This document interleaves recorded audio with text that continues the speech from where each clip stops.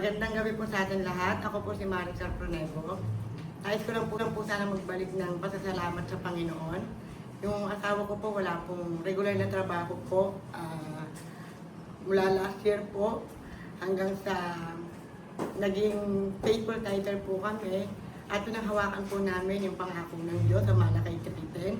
Nabubuksan po niya yung durong-awan ng langit kung magiging tapat po kami sa pagbibigay. Kaya ayun po, awa po ng Diyos, hindi naman po kami pinagkulang, hindi niya po kami pinamabayaan. Kahit wala po kaming regular na trabaho, nakakapag-aral po yung mga anak ko, nakakain po kami araw-araw, lahat po ng pangangailangan namin, pinrovide po ng Panginoon. Kaya ini-encourage ko po ang lahat na po tayo matakot sa pagbibigay ng tithe o pagbabalik ng kaloob. Tugunan po natin yung hamon ng Diyos at mararanasan po natin yung pagpapala ng Panginoon. To God be all the glory.